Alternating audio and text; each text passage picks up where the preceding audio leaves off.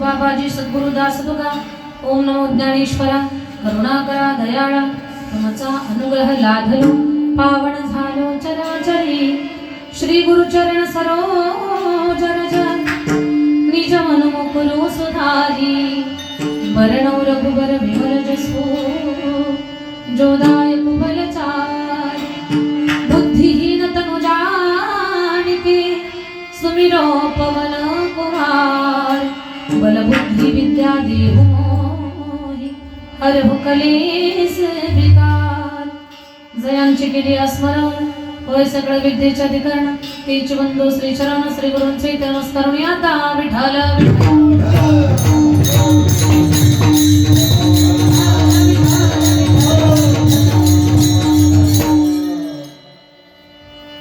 काय सांगू आता संतांचे उपकार मज निरंतर जागविती काय द्यावे त्यासी भावी उतराय ठेविता हा पायी जीव थोडा प्रस्तुत कीर्तन रूपी सेवेसाठी निवडलेला अभंग महान भगवत भक्त श्रीमंत संत वैराग्याची महामूर्ती वैराग्याचं ज्वलंत प्रतीक असणारे सदैव वैकुंठाला जाणारे पाचव्या वेदाचे धर्माते विश्ववंद्य जगद्गुरु तुकोबरायांचा चार चरणाचा फार गोड अभंग सेवेसाठी निवडला।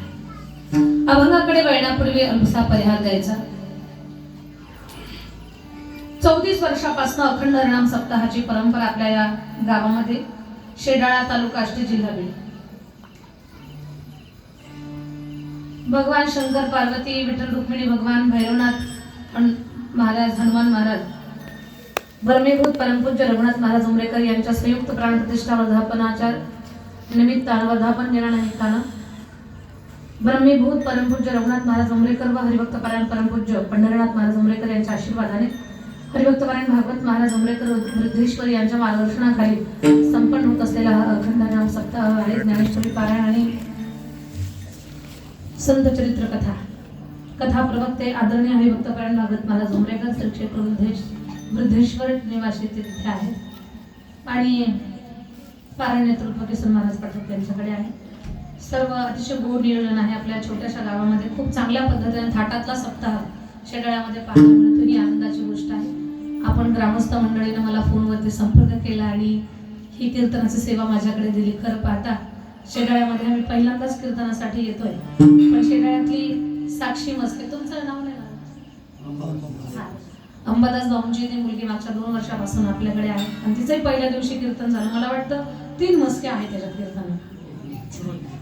साक्षी दिदी मस्के, अमोल महाराज मस्के, किशोर महाराज मस्के। ते पहा गाव छोटं आहे, पण इथे एका गावात ज्ञानोबराय तुकोबरायच्या विचारांना जोपासणार किंवा त्या विचारावर चालणार वाटचाल करणार या गावात 3 कीर्तनकार आहेत। काही गावं मोठी असतात, श्रीमंत माणसं असतात, पण विचाराची श्रीमंती नसते। साधूचा आशीर्वाद कमकुवत असतो जीवनामध्ये. आणि या गावामधील तिन्ही कीर्तनकारांचं कौतुक, या सर्व लेकरांचं कौतुक. त्याच्यामध्ये अंबादास भाऊंनी 2 वर्षापासून साक्षी आपल्याकडे ठेवली. खूप शांत मुलगी आहे, समजदार आहे आणि आता चांगलं कीर्तन करते. ती खूप छान बोलते. तिच्या वयाच्या मानानं खूप कौतुक आहे. नाहीतर बऱ्याच वेळेला असं वाटतं कीर्तन करायचं काय अवघड आहे, बऱ्याच लोकांना वाटतं. पण ते काय अवघड आहे इथं उभं राहिलं कळतं. ते असं नाही कळत. एक उदाहरण तर नेहमीच सांगतो आपण लोकांना. एक व्यक्ती म्हटलं कीर्तन करायचं काय अवघड आहे. कुणीतरी त्याला म्हटलं उद्या तुम्ही फक्त शेवटचा समारोपच करा. त्याला दिवसभर प्रॅक्टिस केली, पण दिवसभर प्रॅक्टिसला त्याचा विषय चुकीचा निवडला गेला. तो म्हटला प्रॅक्टिस करायची, महाराजांचे आभार मानायचे, पण सकाळीच त्याला कुणीतरी बोलावलं, म्हणे इथे 10व्याचा दशक्रियेचा कार्यक्रम, सगळ्यांचे आभार माना. तर सकाळची प्रॅक्टिस त्याची अशी झाली की अमुक अमुक यांना भावपूर्ण श्रद्धांजली. तर दिवसभर तेच डोक्यात त्याच्या. संध्याकाळी कीर्तन संपलं आणि त्याच्या हातात माईक दिला, म्हणजे आता तुम्ही आभार प्रदर्शन करा. महाराजांनी खूप गोड चिंतन केलं, खूप चांगला कार्यक्रम केला आणि खूप चांगला कार्यक्रम केला. या कारणानं आम्ही गावकऱ्यांच्या वतीनं त्यांना आम्ही भावपूर्ण श्रद्धांजली. बोलणं सोपं असतं, पण इथं उभं राहिल्यानंतर कळतं. म्हणून या तिन्ही लेकरांचं कौतुक आहे आपल्या गावातलं. त्यांचं कौतुक आणखी त्यांनी यशाच्या शिखरावर जावं. या शेडाळे गावाचं नाव केवळ महाराष्ट्रभर नाही तर चांगल्या वक्तृत्वातून, आध्यात्मिक सेवेतून खूप चांगल्या पद्धतीनं भारतभर या गावाचं नाव व्हावं, एवढीच मी साधू संतांच्या चरणी प्रार्थना करते. आपण गावकऱ्यांनी म्हणून ही सेवा माझ्याकडे दिली. या गावाला साधू संतांचे आशीर्वाद आहे, भाऊ बाबांचा आशीर्वाद आहे, उमरीकर बाबांचा आशीर्वाद आहे. सगळा हा आपला गडातोडाचा परिसर आहे. एकीकडे गैरीनाथ गड आहे, भगवान गड आहे, तारकेश्वर गड आहे, मच्छिंद्रनाथ आहे. मच्छिंद्रनाथ भगवान म्हणजे सगळ्यांचे गुरु आहेत. ती खूप मोठी परंपरा या भागाला प्राप्त झालेली. तर आपल्याकडे चिंतनाचा योग आला. वेळ कमी आहे तरी पण चिंतन आपलं वेळेमध्ये होईल. कीर्तनासाठी आमचे हरिभक्तपरायण गायकवाड महाराज आहे, त्यांचं उद्या कीर्तन आहे. हरिभक्तपरायण आडसरे बाबा आहेत, मला ओळख आहे पण नाव लक्षात राहत नाही. हरिभक्तपरायण शिंदे महाराज आहेत, वेताळ बाबा आहेत, झाडे बाबा आहेत, आमचे मस्की बाबा आहेत. बरोबर सगळ्यांना माझं वंदन आहे. बरं का गडबड मस्की मामा, गडबड होण्याची शक्यता असते. मस्त काही पायावरी या वारकरी संतांच्या काही ज्येष्ठ वारकरी बाबा माझ्या समोर बसले, त्यांनाही माझं वंदन आहे. सावरगावचे आमचे शिवाजी तात्या मोस्के आहेत, आमचे राजेभाऊ आहेत आणि आपल्या सावरगावचे माळी गुरुजी, हार्मोनियमचे साथ देणारे आडसरे बाबा आहेत आणि मृदंग फार गोड वाजवता हरिभक्तपरायण अकोलकर महाराजांची ओळख आहे पण नाव लक्षात नाही. सर्व हरिभक्तपरायण मंडळ दिवस घेतलेले दैविणीकरी बाबा छोटे छोटे वारकरी आहेत. सर्व कथा इथे कुणी कथाकार, कीर्तनकार, प्रवचनकार असतील सगळ्यांना माझं सादर वंदन. महिला वाले, पुरुष वाले आपल्या सगळ्यांना वंदन आहे. खूप चांगल्या पद्धतीचे साऊंड सिस्टम. साऊंड वाले दादा सगळ्या गुन्हेगारांसाठी टाळी वाजवण्यात मला वाटलंच नव्हतं शिराळ्यात तेवढी छान सिस्टीम असेल, पण खरंच तुमचं कौतुक करावं तेवढं कमी आहे. गोड नियोजन आहे. सगळ्यांना सादर वंदन. अज्ञानानं गडबडीत एखादं नाव राहील असेल तर काही नाराज होऊ नका. एखादं नाव घेणं खूप गरजेचं असेल तर मला सुचवा, अन्यथा आपल्या सगळ्यांच्या मध्ये आपण परमेश्वराचं चिंतन पाहू. कीर्तनासाठी मला फोन कुणी केला होता कडे? भरत महाराज ना. तर आणखी बरेच जण. तर तुम्हाला सगळ्यांनाही माझा सप्रेम जयारी. आपण चिंतन करू. विठ्ठल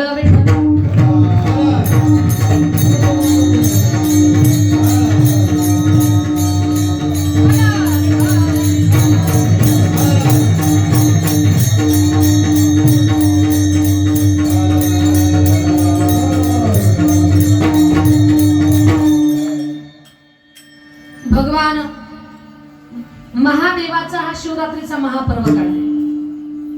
परत गडबडीमध्ये मी तुम्हाला सांगायचे विसरून जाईल आणि शेवटच्या टप्प्यात तुम्हाला खूप भूक लागणार आहे. त्याच्यामुळे मी काय सांगते तिथे तुमचं लक्ष राहणार नाही.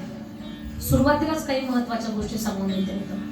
माझ्या ताईंनो, भगवान भोलानाथ, त्या भोलानाथाचा उत्सव पर्व काळ आहे. आता शिवरात्र तोंडावर आहे. 8 तारखेला शिवरात्री आहे. खूप मोठा योग आहे. शिवरात्रीच्या दिवशी महादेवाची पूजा कशी करायची ते तुम्हाला सांगते. म्हणजे तुम्हाला तुमच्या झोळीमध्ये पूजेचं फळ प्राप्त व्हावं. ज्या महादेवाचं वर्णन आमच्या सर्व साधू संतांनी केलं, शिव आणि विष्णू असा भेद ज्यांच्याकडे नाही, श्री विठ्ठलाचे कट्टर उपासक महादेवाचं वर्णन करताना अगदी काही त्यांच्या मनामध्ये थोडा सुद्धा भेद शिल्लक राहत नाही.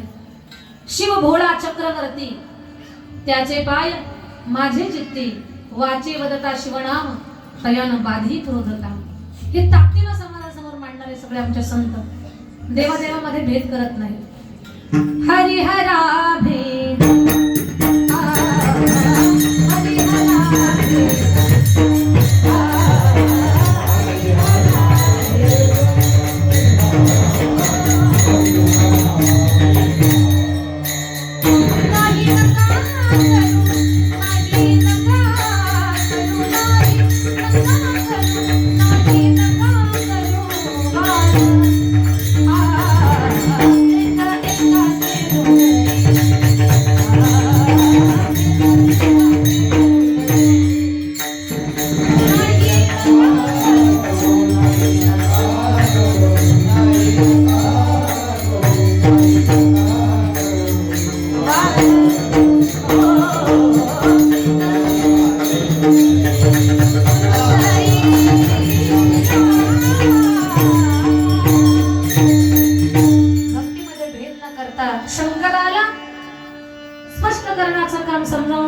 काम ज्यांनी केलं, शिवभक्ती आपल्या अंतःकरणामध्ये वाढवण्याचं काम ज्या महात्म्यांनी केलं, तर त्याच महात्म्यांच्या विचाराचा वसा आणि वारसा घेऊन आपण सगळेजण पुढे चालतो.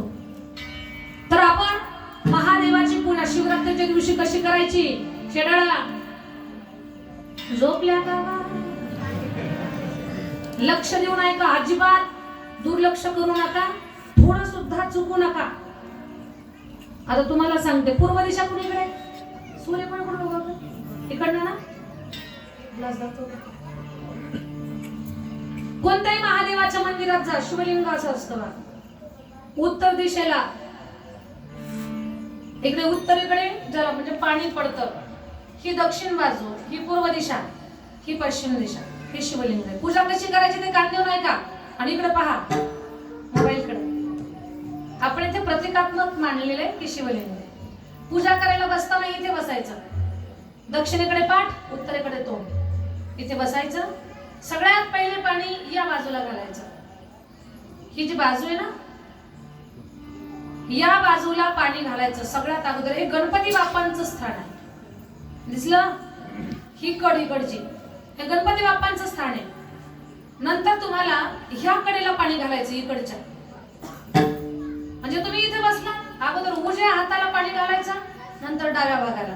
हे स्थान गणपती बाप्पांचं आहे, हे कार्तिक स्वामी महाराजांचं स्थान आहे. या दोन्हींच्या मध्ये म्हणजे इथे, दोन्हीच्या मध्ये इथे महादेवाची 6वी मुलगी अशोक सुंदरी, तिचं स्थान आहे, म्हणून इथं पाणी घालायचं मध्यभागी इथं. आता पाणी घातलं तुम्ही, मग निर्गुण पार्वती ही गोल कठडी आहे, या निर्गुण पार्वतीला पाणी घालायचं. सगळ्या शेवटी शिवलिंगावरती पाणी अर्पण करायचं.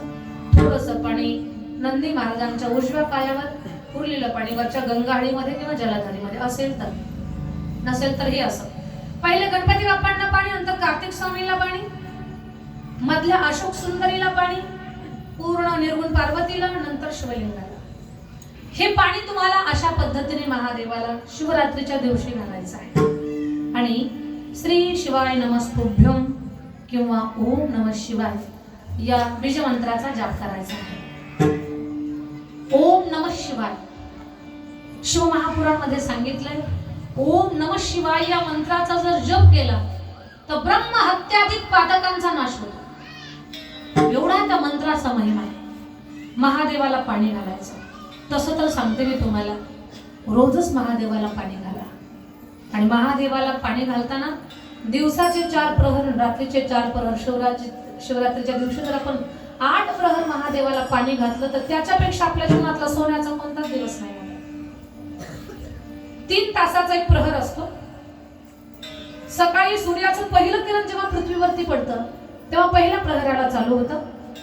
म्हणजे सकाळी जर 6 वाजता सूर्याचं किरण पृथ्वीवर जर पडलं तर 6 ते 9 पहिला प्रहर, 9 ते 12 दिवसाचा दुसरा प्रहर, 12 ते 3 दिवसाचा तिसरा प्रहर, 3 ते संध्याकाळचे 6 दिवसाचा चौथा प्रहर, संध्याकाळचे 6 ते रात्रीचे 9, रात्रीचा पहिला प्रहर, रात्रीचे 9 तर रात्रीचे 12, रात्रीचा दुसरा प्रहर, रात्रीचे 12 तर पहाटेचे 3, रात्रीचा तिसरा प्रहर, पहाटेचे 3 ते सकाळचे 6, रात्रीचा चौथा प्रहर.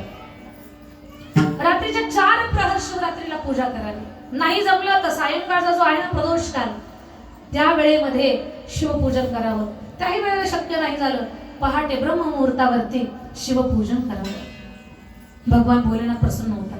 आणि मग तुमच्याशी आता बोलत होते, रोज महादेवाला पाणी घातल्यानंतर आपले फायदे तर आहे का? रोज जो माणूस शिवलिंगाला पाणी घालतो त्या व्यक्तीचा पितृदोष, कालसर्पदोष आणि वास्तुदोष नष्ट होतो. कुणाची पत्रिका बघा, पितृदोष निघणारच त्याच्यामध्ये. कुणाच्या पत्रिकेत कालसर्पदोष निघतो. हे दोष नष्ट होतात, कमी होतात, याचा त्रास कमी होतो. कशाला? शिवलिंगाला नित्य जर आपण पाणी घातलं तर पितृदोष, कालसर्पदोष, वास्तुदोष हे तिन्ही दोष कमी करण्याची ताकद माझ्या महादेवाच्या पूजेमध्ये. मग तुम्ही हे करायचं.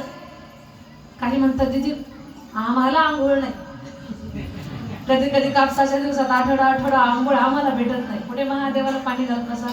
पण लक्षात घ्या, आपल्या पूर्वजांनी काही गोष्टी आपल्याला सांगितलेल्या आहेत, त्याला आपण पाठ फिरवतो म्हणून किती कष्ट करा फळ मिळत नाही आपल्याला, किंवा आपण कमावलेला अंगी लागत नाही. कशामुळे? कुठेतरी काहीतरी त्रुटी आपल्याकडनं घडतात. म्हणून ही शिवरात्री तुमची सफल व्हावी याच्यासाठी महादेवाला 1 लोटा जल सब समस्या का हल, एक तांब्याभर पाणी घाला. हा देव तांब्याभर पाण्यानं सुद्धा प्रसन्न होणार. एकदा शिव महापुराण कथा चालू होते एका गावामध्ये. सगळं गाव कथा ऐकायला बसलं. ऐका बरं का. आणि चोर आला चोरी करायला. तो म्हटला आता जर कोणाच्या घरात जाऊन कथा सुटली, लोक घरी आले तर पकडतील आपल्याला. तो म्हटला या लोकांना झोपू देऊ आणि नंतर आपण चोरी करायला जाऊ. मग तो चोर सुद्धा कथा ऐकायला बसला. चोर कथा ऐकायला बसला आणि त्यानं कथेत ऐकलं एक तांब्याभर पाण्यानं हा देव प्रसन्न होतो, एवढा हा भोळा आहे. कथा संपली, सगळी लोक घरी झोपायला गेली आणि हा देवाजवळ आला, महादेवाजवळ. चोर काय म्हणजे, देवा माझी चोरी सक्सेस होऊ दे, तुला तांब्याभर पाणी घालन. किती आगाव म्हणावं लागेल. चोर काय म्हणतो, माझी चोरी यशस्वी होऊ दे, माझी चोरी जर यशस्वी झाली तर तुला तांब्याभर पाणी घालन. चोराचा हसू आलत नाही आपल्याला. देवाला काय तांब्याभर पाण्याची कमी आहे? यानं नाही घातलं तर काय देव बिना आंघोळीचं थोडंच राहणार आहे? कुणीतरी देवाला पाणी घालणारच आहे. आपण हसलो, पण लक्षात घ्या, चोरानं जशी देवाला बोली केली ना, तशी आपण पण देवाला बोली करतो. आपण काय त्याच्यापेक्षा कमी नाही केली. आपण काय करतो, तो चोर होता म्हणून आपल्याला असं हसू येत आहे, पण आपणही मंदिरात जातो, देवा माझं एवढं काम होऊ दे, तुला मी हे देईन. तसंच काय हा प्रकार? तसाच प्रकार आहे. तो चोर काय केला, देवाला बोली केला, देवा तुला तांब्याभर पाणी घालल, माझी चोरी होऊ दे. गेला चोरी करायला, तर प्रत्येक द्वारामध्ये भीम रूप धारण केलेलं महादेवाने. एकाही घरात त्याला शिरता आलं नाही, चोरी करता आली नाही. वापस आला आणि महादेवाला खूप बोलायला लागला. खूप एवढं टाकून बोलते महादेवाला, म्हणे तुझी कथा खरी नाही, तुझे कथाकार खरे नाही, तुझा ग्रंथ खोटा, तू सुद्धा खोटा. तांब्याभर पाण्यानं प्रसन्न होतो असं म्हणतात. मी तर तुला बोली करून गेलो होतो, तू जर माझी चोरी होऊ दिली तर तुला तांब्याभर पाणी घालल. हे सगळं खोट आहे. देवाला खूप बोलतो. तेवढ्यामध्ये म्हातारी देवाचा पूजा करायला, तिच्या हातात तांब्याचा तांब्या होता. तो म्हटलं चला, एवढा तांब्या जरी चोरला ना तर बायको जेवायला दे, नाही ती काही घरात पाऊल टाकू देणार नाही. म्हातारीनं पाणी घातलं. तो म्हटलं आजी मला पण शिवपूजा करायची, तुझा तांब्या दे. म्हातारी म्हटली तांब्या नाही देणार का? म्हणजे तो माझ्या सुनबाईच्या हुंड्यात आलेला आहे, जर तांब्या हरवला तर ती मला दांडाच दाखवला, तुला नाही देणार मी तांब्या. तो म्हटला आजी मला पूजा करायची का? म्हातारी म्हटली तुला पूजा करायची माहिती नाही, तू फक्त माझ्या हाताला हात लावून मी सगळी तुझी पूजा करून घेते. म्हातारीनं काही तांब्या सोडला नाही. म्हातारीनं तांब्या भरून पाणी आणलं. सुरुवातीला गणपती बाप्पांच्या स्थानाला पाणी घातलं, मग कार्तिक स्वामी महाराजांना पाणी, मग अशोक सुंदरीला, मग पूर्ण पार्वतीच्या कठडीला आणि नंतर शिवलिंगावर पाणी घातलं. पूजा करून घेतली. म्हातारी म्हटली हे पहा आता पाणी घातलंय, मी आरती करते, तू घंटा वाजव. आणि त्यानं जो का 40 किलोचा घंटा पाहिला, तो म्हटला भगवान जब देता है तो छप्पर फाड़ के देता. देवा तो खूप भोळा आहे. पण आपल्याला एवढीच म्हण माहिती, लोकांना फायद्याचं घ्यायची सवय बरं का, सोयीचं घ्यायचं. आपण काय लक्षात घेतो फक्त भगवान जब देता है तो चप्पल फाड़ के देता है, पण त्याच्या पुढचं पण समजून घ्या, भगवान जब लेता है तो चमडी उधेड के लेता है. हे पण समजून घेतलं पाहिजे आपण. फक्त चप्पल फाडून देतो फायद्याचं नाही, पुढचं पण ऐकायचं. त्याच्या सप्ताहात धर्म कार्यात अगोदर द्या, म्हणजे तो आपल्याला चप्पल फाडून देईल. तो म्हटला भगवान खूप चांगला आहे, तो भोळा देव. आता 40 किलोची घंटा घरी घेऊन जातो, मी तांब्यावरच निघालो होतो घरी. आणि मग म्हातारीने म्हटलं पटकन आरती कर, मला जायचं. म्हातारीने आरती केली, म्हातारी गेली. ते घंटा काढण्यासाठी तो प्रयत्न करतोय, घंटाच हाताला लागणार.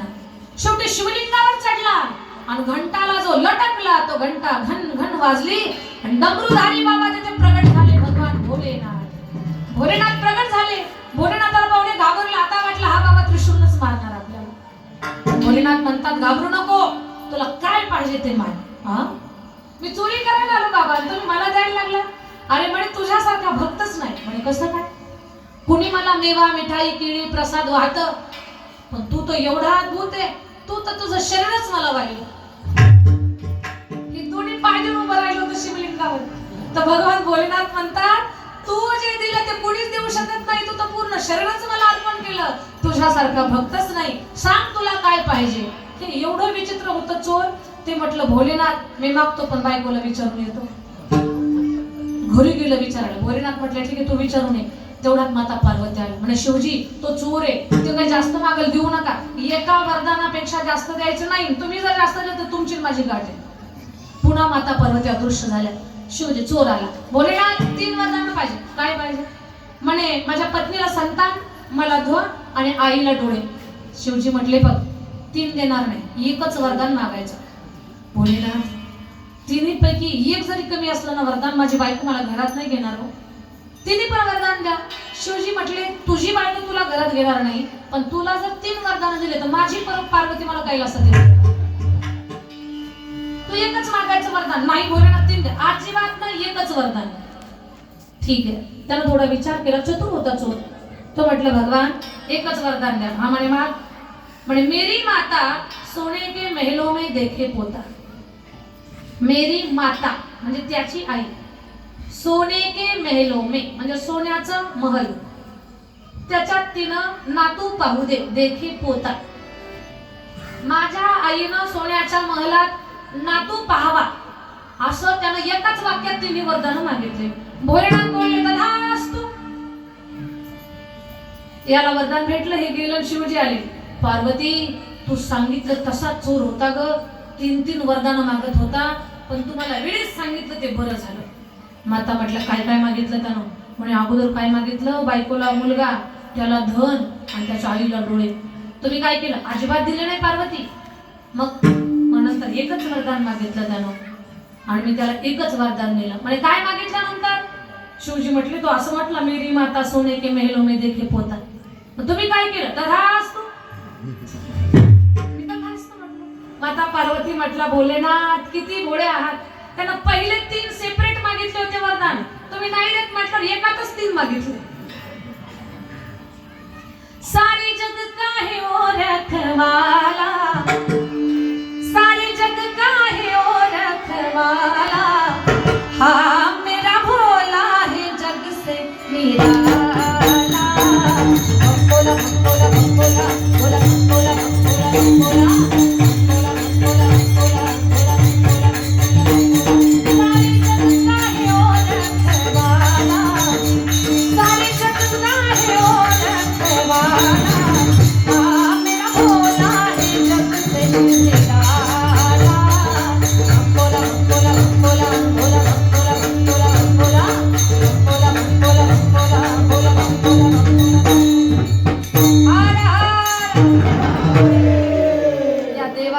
देव नाही, सगळ्या देवात भोळा देव म्हणजे महादेव.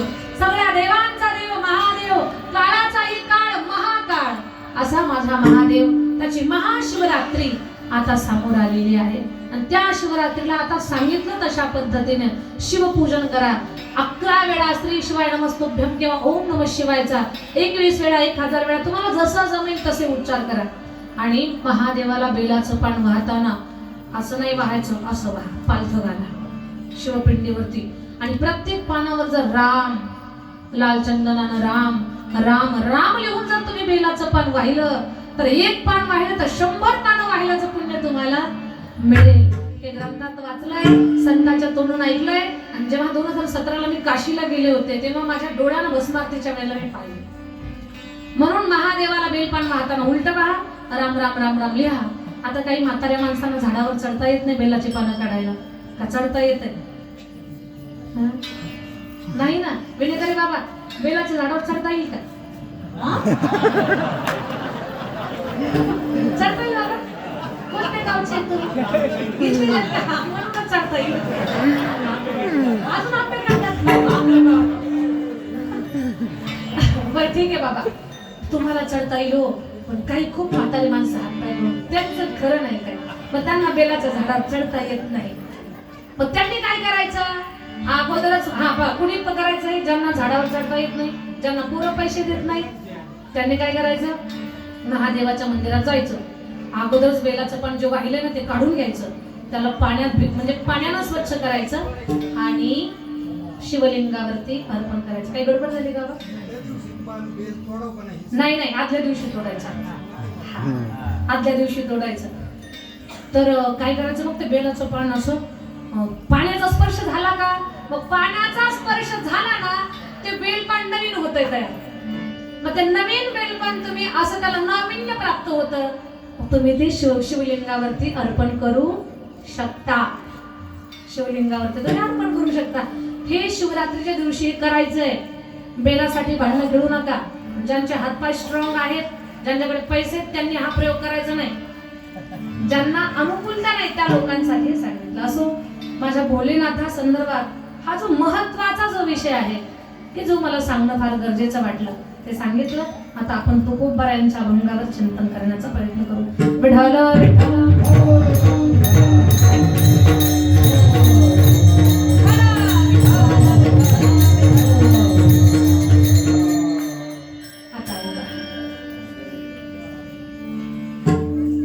जगद्गुरु तुकोबारायांचा अभंग आहे. जगद्गुरु तुकाराम महाराज असे संत आहेत ना, त्यांच्या चरित्रामध्ये प्रत्येक गोष्ट अद्भुत पाहायला मिळते. माझ्या ताई दादांनो, वेद निर्मिती भगवंताच्या श्वासातून झालेली आहे, पण तुकोबारांनी वेद निर्माण केला. त्यांचा गाथा म्हणजे 5वा वेद आहे. ही गोष्ट अद्भुत. माझे जगद्गुरु तुकाराम महाराज असे साधू आहेत, सदेह वैकुंठ गमन. ही गोष्ट शक्यच नाही, पण ही अपवादात्मक गोष्ट महाराजांनी घडवून आणली म्हणजे महाराज अद्भुत आहे. मला सांगा, मी तुमच्या हातात कागद दिला, 13 दिवस तुम्ही पाण्यात टाकला, मी म्हटले 13 दिवसानं की तो कागद मला जशाच तसा काढून दाखवा, जमल का तुम्हाला? झोपले का? 13 दिवसांनी म्हटले मला कागद काढून द्या जसाच तसा, निघल का तसा? पण महाराजांचे ग्रंथ पाण्यात टाकले, महाराजांना जशाच तसे ते मिळाले. हे सुद्धा अद्भुत. महाराजांच्या जीवनातली आणखी एक अद्भुत गोष्ट सांगतो.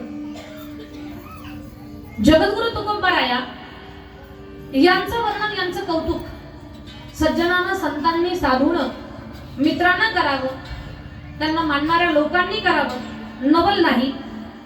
तुकोबारायांचं कौतुक शत्रूनं सुद्धा केलं. कोणी केलं? शत्रूनं. मला सांगा, आपला शत्रू कधी आपल्याबद्दल चांगलं सांगेल का? असं म्हणाल का हो त्याची माझी भांडणं आहेत बरं, पण माणूस एक नंबर आहे, असं कधी म्हणाल का आपला शत्रू? नाही. पण महाराज एवढे अद्भुत आहेत की शत्रूनं सुद्धा तुकोबारायांचं वर्णन करावं. हे महाराजांच्या चरित्राची खासियत आहे. ही महाराजांची खासियत आहे. काय वर्णन केलं शत्रूनं? तुकाराम तुकाराम तुकाराम तुकाराम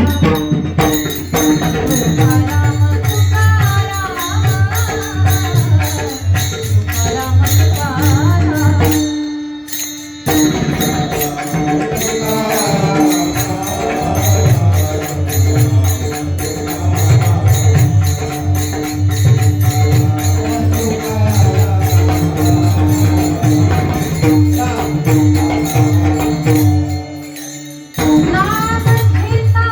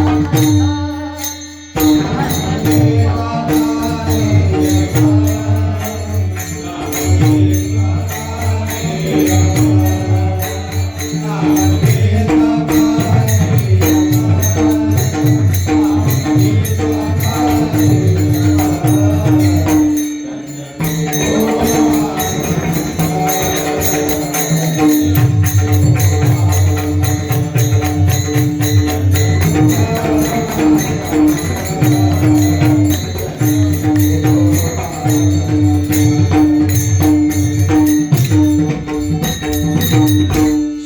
सुद्धा वर्णन करावा म्हणे रामेश्वर भट्टद्विजा तुका विष्णू नाही तुझा. असे महान संत जगद्गुरु तुकोबाराया एक मोलाची गोष्ट आपल्याला सांगतात, ज्या गोष्टीच्या बाबतीमध्ये आपण खूप जागरूक असायला पाहिजे, ज्या बाबतीमध्ये आपण फार कृतज्ञ असायला पाहिजे. तर ती गोष्ट नेमकी काय आहे ती प्रकर्षाने आपल्या सगळ्यांच्या समोर आणण्याचा प्रयत्न करतायत किंबहुना जगद्गुरु तुकोबाराया अभंगाच्या पहिल्या चरणामध्ये एक मोलाचा संदेश समाजाला देतात.